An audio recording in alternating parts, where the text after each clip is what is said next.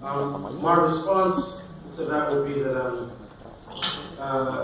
on some level, yes, it has to be. That's also true in the sense that if you talk about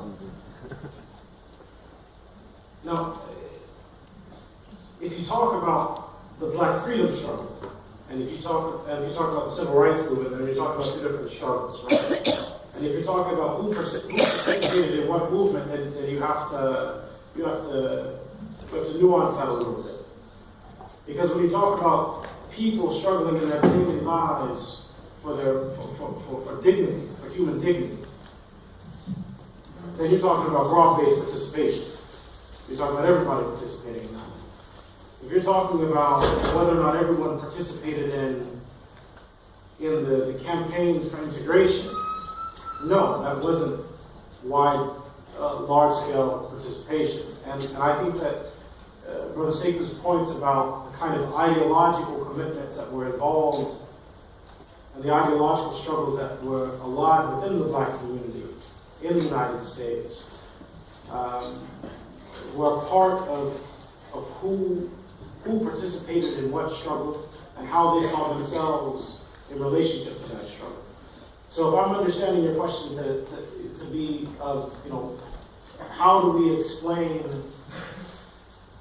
whether or not we explain the fact that not everyone advanced after the civil rights movement, if we explain that by saying that not everyone participated, then I would have to say, well, that the movement wasn't supposed to be only for those who participated. The movement was supposed to be for everyone. It failed in some ways, in some important ways, and it failed for some important reasons. And I think that part of those reasons are the ideological flaws that Brother Sekou has referenced. You want to expound on that? Well, I think part of it has to do with, I think the way you framed it in terms of that those who are already poised vis-a-vis the class dynamics within the Black community, in terms of that there were a black professional class that was raised and prepared and already cultured in white normative discourse to move easily into predominantly white spaces post-segregation. So I think that's one. Two, but there has always been a Black radical left, right? So it's 1966, SNCC takes a position on Palestine. By 1964, Malcolm comes out publicly in solidarity with Palestine. The exchange between the Black Panthers and internationalist chapters, the level of interaction between C.L.R. James, Martin Luther King, and the Black freedom struggle as well. So it was always there. It's the question of what is the level of maintenance of struggle in the face of global hegemony?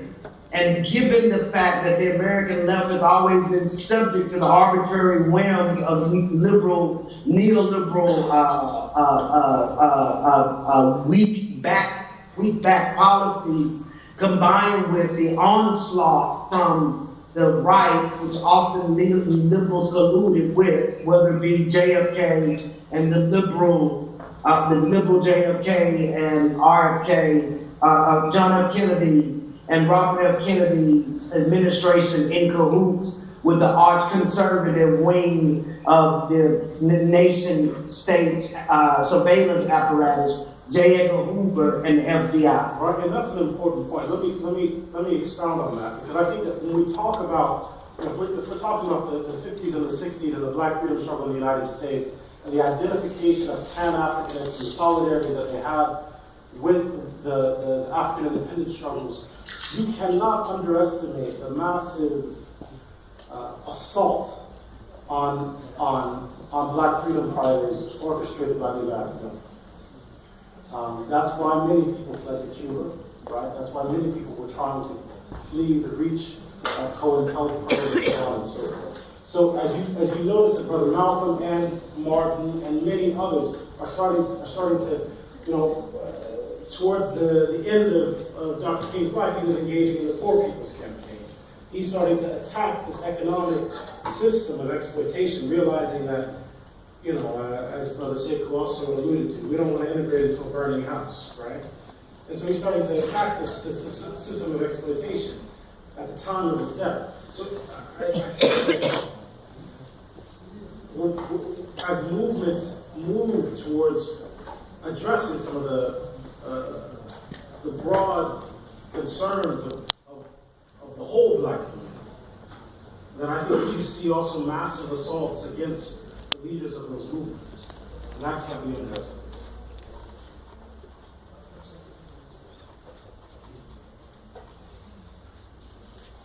And